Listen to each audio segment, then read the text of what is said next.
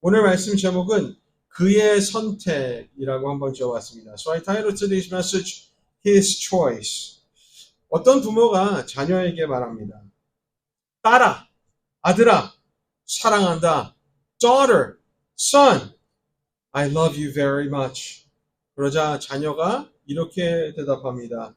And the child responds to the parents in this way. 엄마 아빠가 우리를 사랑하나요? 우리에게 해준 것이 뭐 있습니까? Mom and Dad, do you really love me? What have you done for me?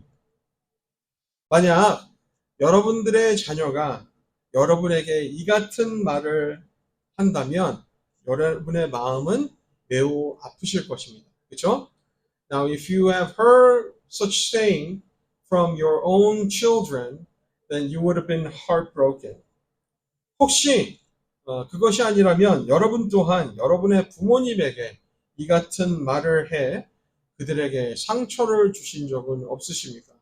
But on the contrary, maybe you might have said something similar to your own parents, causing heartache to them.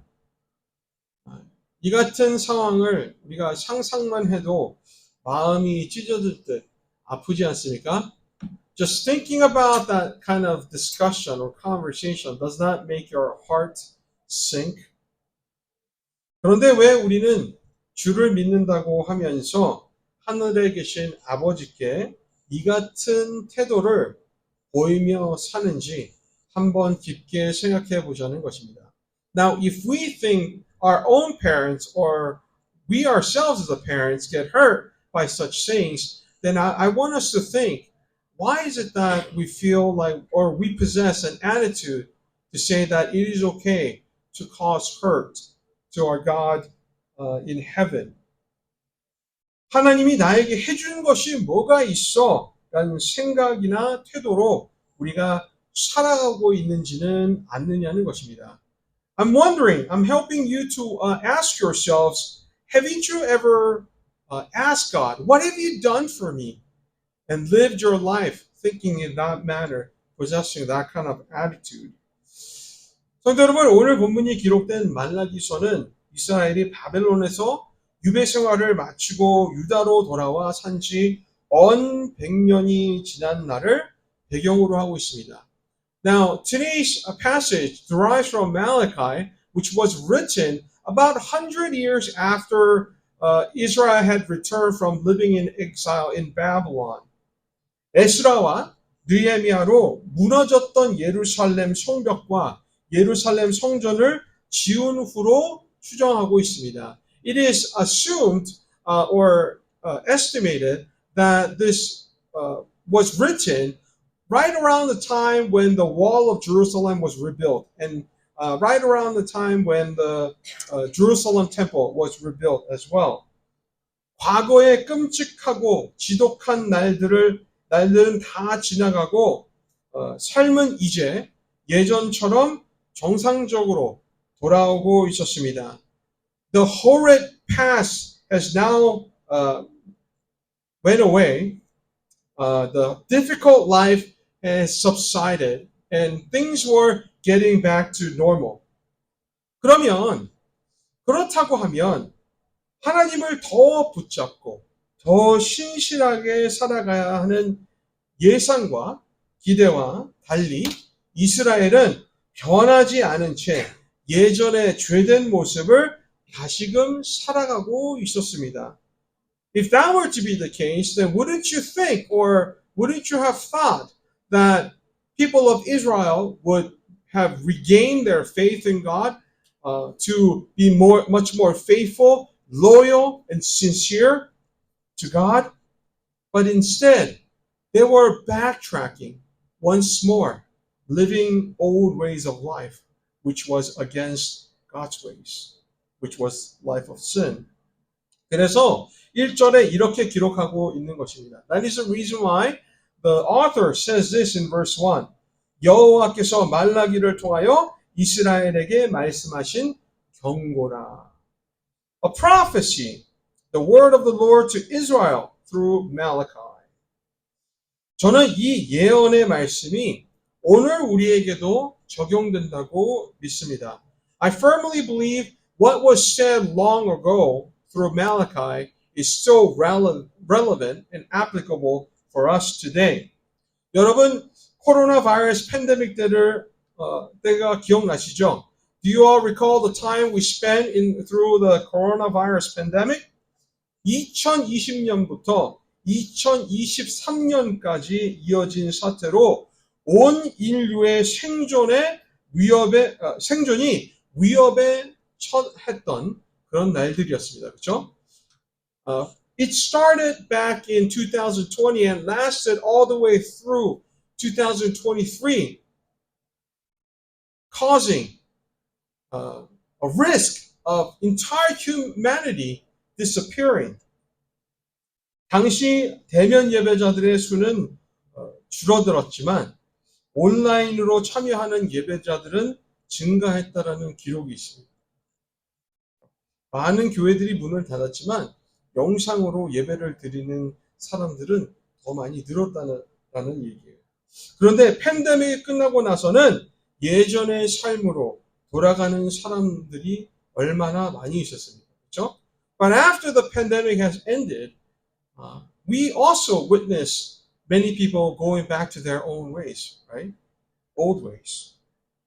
여러분, 왜 이 같은 현상이 일어나는 걸까요? Why is such phenomenon occurring repeatedly? 이유는 우리가 하나님을 우리가 필요할 때만 찾아서입니다. The reason for that is because we only see God when we feel like we need Him. 진정으로 하나님이 예수님으로 보여주신 사랑을 깨달음이 아닌 아직도 하나님을 믿음으로 우리가 얻을 수 있는 혜택만을 기대하기 때문에 이 같은 현상이 일어나는 거라 저는 생각합니다. Instead of believing in God in a truthful manner, we tend to believe in God hoping to benefit more, right? Hoping to take advantage of the blessings. 하나님을 무슨 램프의 요정, 우리의 그런 소원들을 이루어주는 요정으로 여기는 마음 때문이 아닌가 싶습니다. I wonder, isn't it our attitude in viewing God as nothing more than a genie who grants us our wishes? 성도 여러분, 오늘 본문 한번 잘 보시기 바랍니다. Brothers and sisters, take a close look at today's passage. 본문 1절에 경고 혹은 예언이라고 번역된 이 단어에는 또 하나의 의미가 있습니다.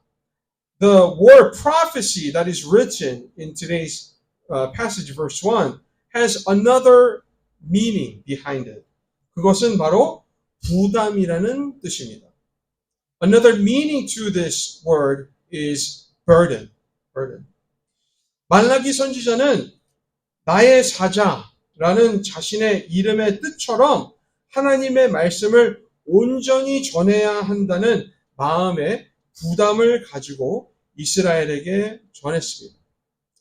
Malachi, whose name meant my messenger, lived his life feeling the burden that he had the obligation to deliver God's message in an utmost truthful way. 이스라엘 백성이 그 말을 듣기 좋아하지 않는다는 것을 알면서도 저항이 있을 것을 알면서도 그는 신실하게 그 말씀을 전했습니다. He knew that the people were not going to like what he was going to say. He knew that there were going to be resistance against his message, and nevertheless, he insisted on proclaiming the message from the Lord in a faithful way. 주를 믿는 우리 또한 이 같은 부담을 갖고 살아야 된다고 저는 생각합니다.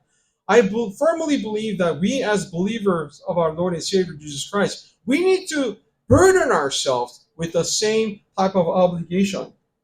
이렇게 말하면 어떤 분들은 목사님 우리에게 부담 주지 마세요라는 말을 하시겠지만 우리가 왜 믿음에 대한 부담을 가져야 하는지 몇 가지 이유를 말씀드리겠습니다. Some would say, Pastor, don't burden us. Don't try to shove things that we don't want to do. But let me explain to you. Let me give you a couple of reasons why we need to have such burden and live our lives possessing such burden. 첫 번째 이유는 하나님의 말씀은 사실이자 진리이기 때문입니다. The first reason is because not only God's word is true, but it is the ultimate truth. 그렇기 때문에 절대 가벼이 여겨서는 안 됩니다. And that is the reason why we should never take light of God's word.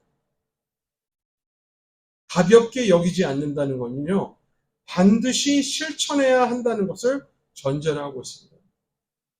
Not to take God's word lightly presupposes that we are going to live by it.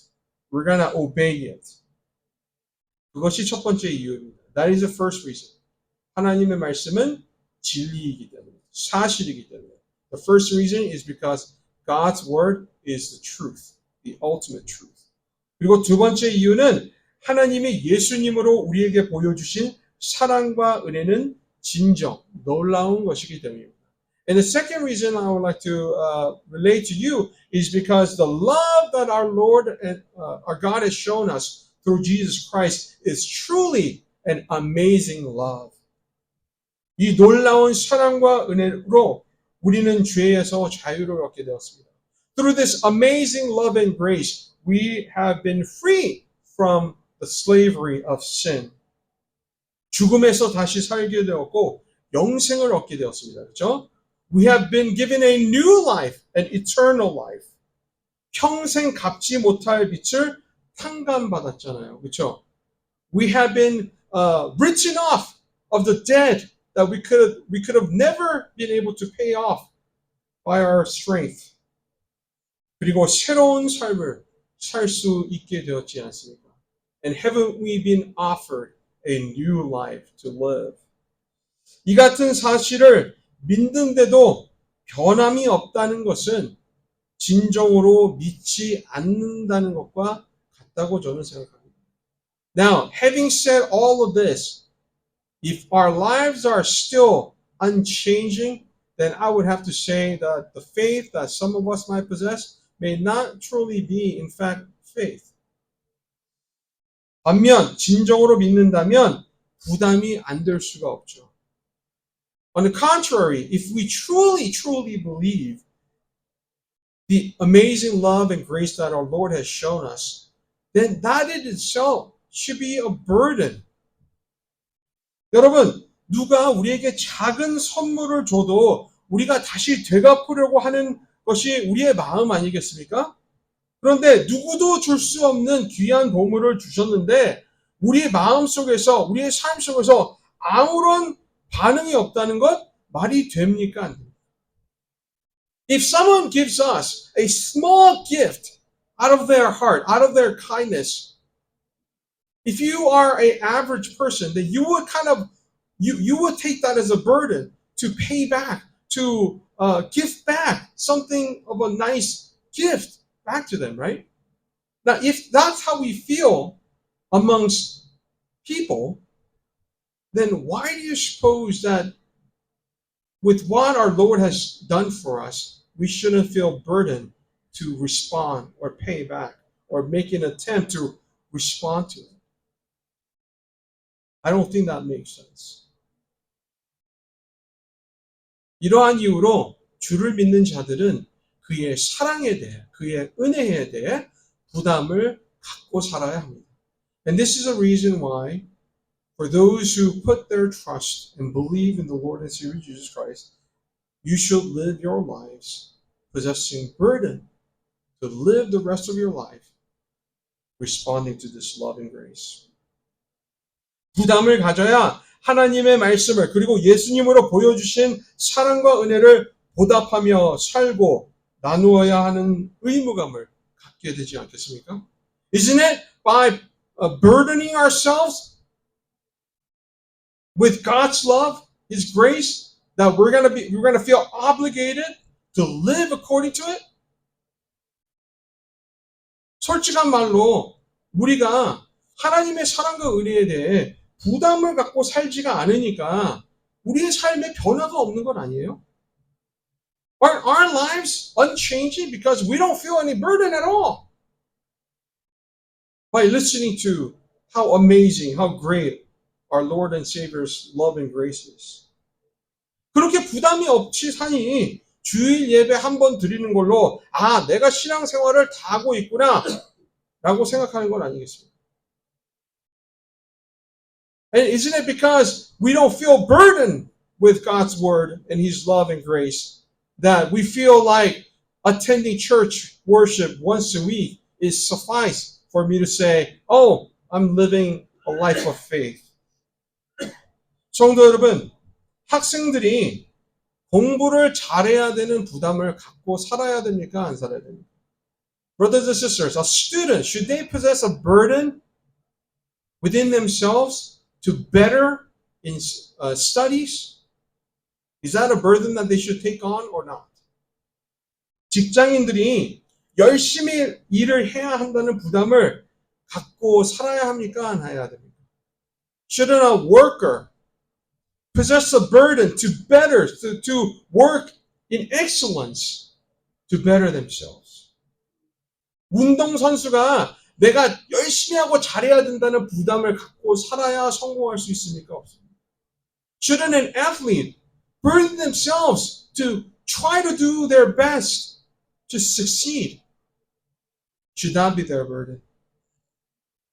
세상에 살면서 발전하고 성공하기 위해 또 나아지기 위해 이러한 부담을 지니고 살면서 왜 믿음은 다르다고 생각을 하는 거예요?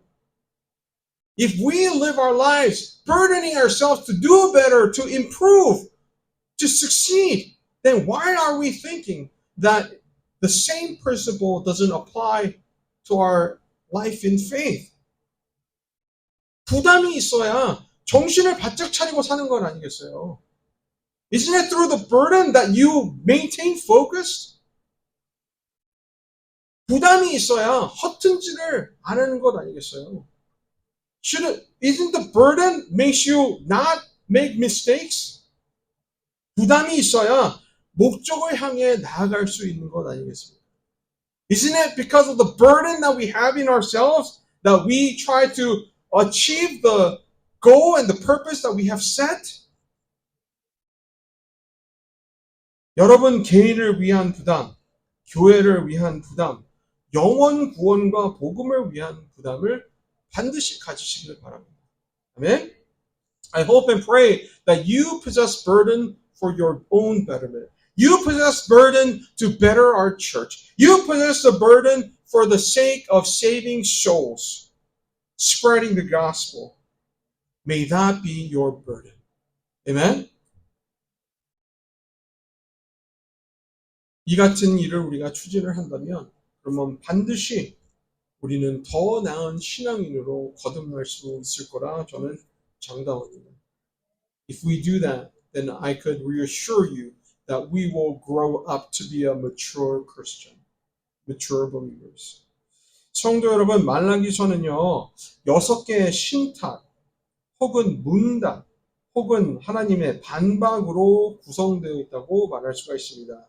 Brothers and sisters, the whole book of Malachi, you could say that it possesses 6 oracles, or this oracles could be said catechisms, or it could be said as 6 disputes that God is making.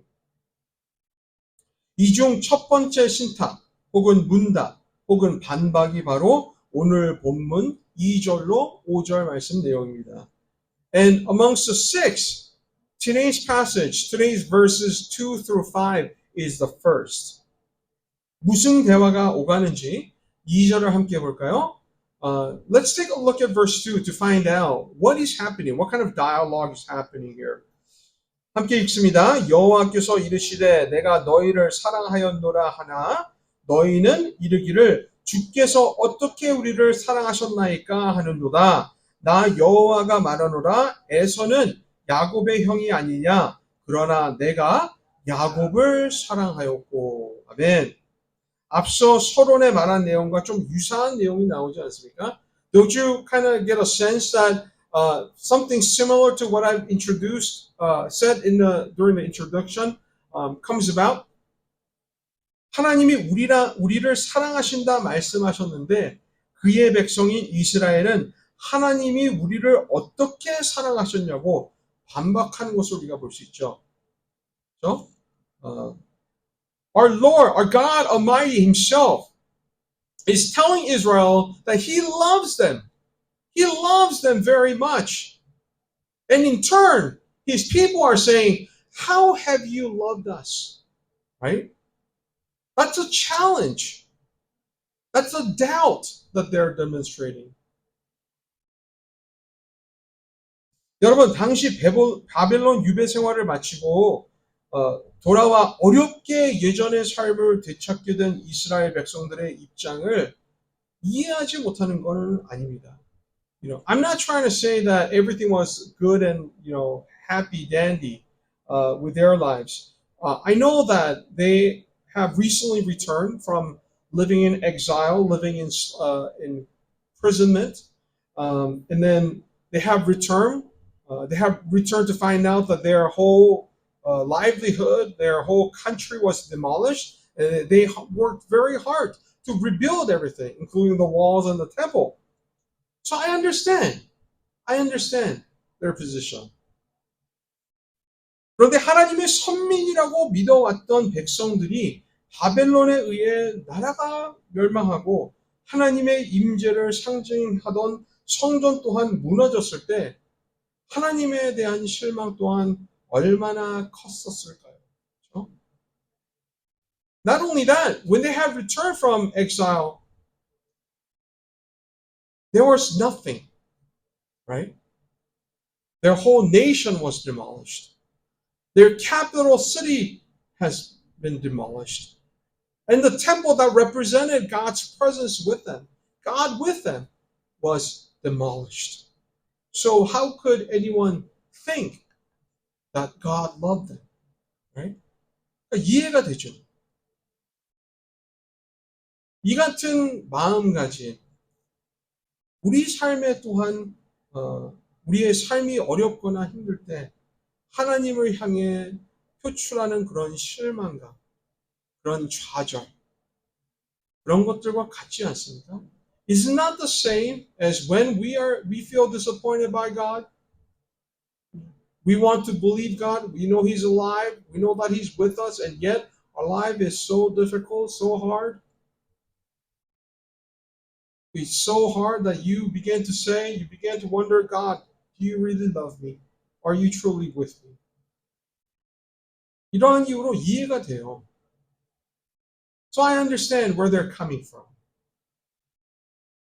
삶이 내가 예상했던 것과 다를 때 하나님 왜라는 질문을 우리 또한 하지 않습니까? When life goes contrary to how we expected, don't we all often ask God, why God? Why this? 말씀대로 살려고 노력을 했는데 잘 되지 않을 때, 혹은 믿음대로 살려고 노력을 했지만 믿지 않는 사람들보다 우리의 삶이 더 못했을 때 하나님이 우리에게 해주신 것이 뭐가 있어요?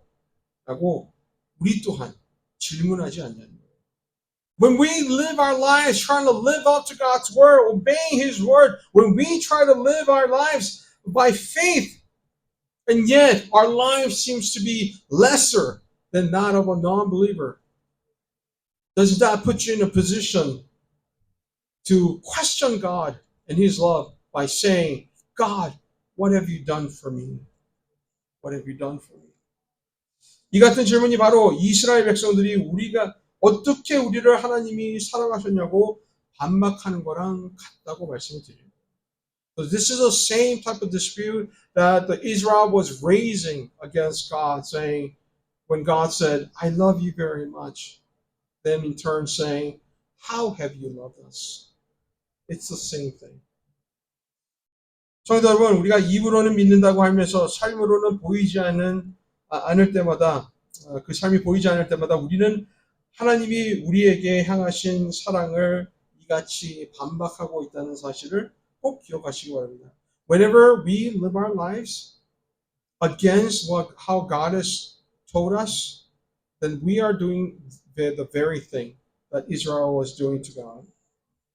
이 같은 이스라엘 말에 2절 하반절에 하나님이 어떻게 답변하시는지 다시 한번 볼까요? to this, let us see how God responds to their dispute, their challenge. In the latter portion of verse 2. 나 여호와가 말하노라 에서는 야곱의 형이 아니냐 그러나 내가 야곱을 사랑하였고. 그렇죠? Was not Esau Jacob's brother, declares the Lord. Yet I have loved Jacob, God says, right? 성도 여러분, 야곱과 에서가 어떤 형제였습니까? What kind of brothers was Esau and Jacob? 그들은 쌍둥이였어요. 그렇죠? They were twins, right? 에서가 간발 차이로 먼저 태어났죠. Esau was the first one that was born by mere few seconds perhaps, or a few minutes. 이때 야곱은 에서의 발목을 잡고 태어났습니다. 그렇죠? And as soon as Esau came out of the mother's womb, mother saw, or somebody saw Jacob holding on to Esau's heel and coming out of the womb.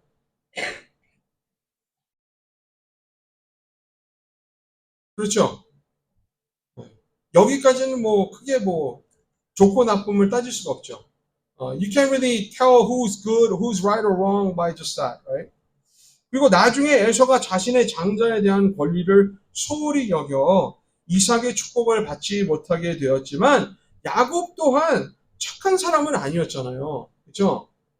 And later in life, Esau, not taking seriously about his firstborn right, gave away his firstborn right. Right? That was his mistake. But that doesn't mean that Esau was innocent all along. Because what Jacob, that doesn't mean that Jacob wasn't wrong all along. Because Jacob, what he did was he deceived his father to gain that blessing of the firstborn. 그러니 어떻게 야곱이 에서보다 더 낫다고 할 수 있어요? 그렇죠? So how could anyone say that Jacob was better than Esau, right? 하지만 중요한 것은 하나님이 에서가 아닌 야곱을 선택했다는 거예요. 그렇죠? But nevertheless, what is important here is that even though two people made mistakes, neither of them were perfect. God chose Jacob. That's what's important.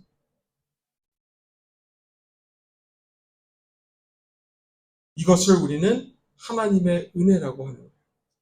And we call this God's grace. 성도 여러분, 하나님의 선택은 사랑이에요. God choosing you, God choosing us, that's His way of saying He loves us. 그의 선택은 전적으로 하나님의 은혜예요. And His choosing of us is purely His grace on us. 이 야곱과 같은 선택을 우리가 하나님으로부터 받은 거예요. And this choosing, the same type of choosing was offered to us. 우리가 주님을 믿지 않는 자들보다 결코 나은 사람이어서 우리를 사랑하신 것이 아니라는 것을 분명히 아시라는 거예요. God didn't choose to love us. God didn't love us because we were better than others. 순순히 우리를 선택하신 거예요. All He did was He chose us. 그것이 바로 하나님의 사랑이에요. That is what God's love is. 그렇기 때문에 우리가 여기에 모인 이유, 우리가 숫자로서는 많지 않아도 우리가 여기에 모인 이유는 그의 선택을 말하고 우리를 향한 그의 사랑을 증언한다는 사실을 꼭 기억하시기 바랍니다.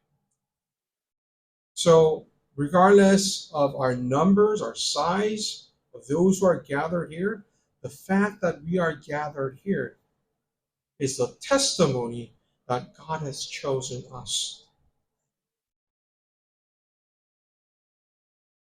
반면 3절을 보면 에서에 대해 이렇게 말하는 것을 우리가 볼 수 있어요. On the contrary, if you were to look at verse 3, we see God saying this about Esau. 함께 볼까요? Let's take a look at it together. 에서는 미워하였으며 그의 산들을 황폐하였고 그의 산업을 광야의 이리들에게 넘겼느니라 라고 했죠.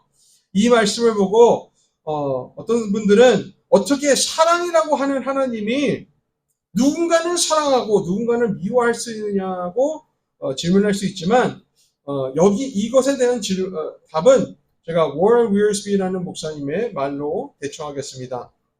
Some people looking at this might ask, how could God, who is said to be love, can say that He loves one and He hates the other? To answer this question, let me borrow the words from Pastor Warren Wiersbe. 미워하다라는 동사는 하나님의 진노를 긍정적으로 표현하는 것으로 정의되어서는 안 됩니다. 이 말은 미워하다라고 해서 그것이 하나님께서 그 자를 진노한다라는 거 우리가 생각해서는 안 된다라는 거예요. 야곱에 대한 하나님의 사랑이 오히려 너무나 컸기 때문에 그에 비하면 에서에 대한 그분의 행동은 증오처럼 보였다 말하는 거예요. 이해가 되세요? So this is what Pastor Wiersbe says. But the verb hate must not be defined as a positive expression of the wrath of God. God's love for Jacob was so great.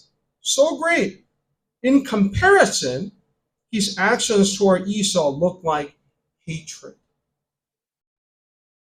그래서 예수님 또한 누가복음 14장 26절에 이 같은 말을 해요. And that is the reason why our very Lord Jesus Christ says this in Luke chapter 14 verse 26. 무릇 내게 오는 자가 자기 부모와 처자와 형제와 자매와 더욱이 자기 목숨까지 미워하지 아니하면 능히 내 제자가 되지 못하고.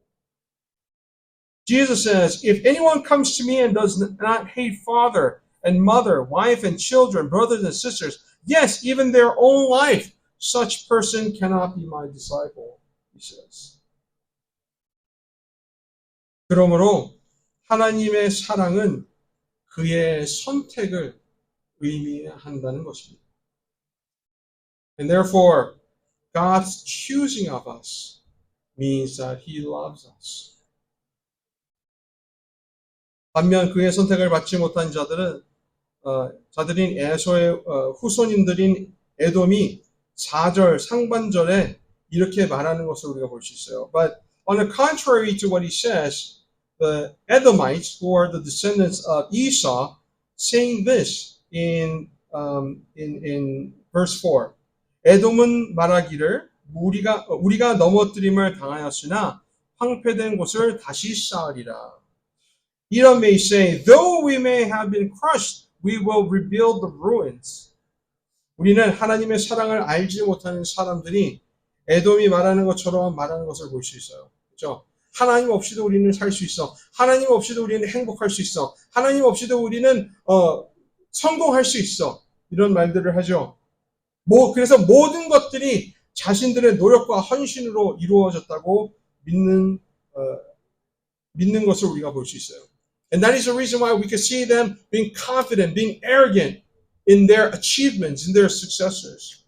하지만 4절 하반절에 하나님께서 그들에게 어떻게 말씀하시는지 한번 잘 보시기 바랍니다. But let us take a look at the latter part of verse 4 to find out what God says about that kind of mind. 나 만군의 여호와는 이르노라 그들은 쌓을지라도 나는 헐리라 사람들이 그들을 일컬어 악한 지역이라 할 것이요 여호와의 영원한 진노를 받은 백성이라 할 것이며. 아멘. 뭐라고 말하는 거예요? 그들이 원하는 대로 되지 않겠다는 거죠. 그리고 하나님께서 반드시 의의 자와 악인의 그런 차별된 모습을 분명하게 보여주시거나 약속하고 계십니다. What God is saying is that it's not gonna be fulfilled according to their wish, according to their plan. God will make a distinction between the righteous and the sinners. 우리가 성경을 통해 알 수 있는 것은 하나님이 하신다고 말씀하신 것들은 반드시 이루신다는 거예요. What we know from the Word of God about God is that when he says that he's going to do something, we better believe that he's going to do it because he will. 그 일이 언제 될지는 알 수 없으나 하나님은 반드시 하실 것입니다. We don't know. Only thing is that we don't know when God is going to fulfill his words, but we know. We can be sure that he will fulfill his word. 이 같은 말씀이 우리에게 소망이 되기를 바라면서 5절을 함께 보길 바랍니다. I hope and pray that this becomes our hope as we look at verse 5. 너희는 눈으로 보고 이르기를 여호와께서는 이스라엘 지역 밖에서도 크시다 하리라. 아멘. 성도 여러분, 때로는 삶이 어려워 진정 하나님이 우리를 사랑하시나 의문이 갈 때가 있을 때, 오늘의 말씀을 꼭 기억하시기 바랍니다. Brothers and sisters, when life is difficult, when life throws a curveball at you, making it difficult, I hope and pray that you could remember today's message. 하나님이 우리를 선택하셨다는 것 자체가 바로 하나님이 우리를 사랑하신다는 증거입니다. The fact that He has chosen us is evidence that He loves us. 그래서 앞으로는 하나님이 나를 사랑하시나라는 의문을 가지고 살기보다는 내가 어떻게 하나님을 더 사랑할까라는 질문을 하며 부담을 갖고 살아가시는 저와 여러분들이 될 수 있기를 주님의 거룩한 이름으로 축원합니다. Therefore, I hope and pray that instead of asking God, how do you love me? I hope and pray that we could turn that around to asking ourselves, how can I demonstrate my love to God? My love to God. Amen? 네, 함께 기도하겠습니다.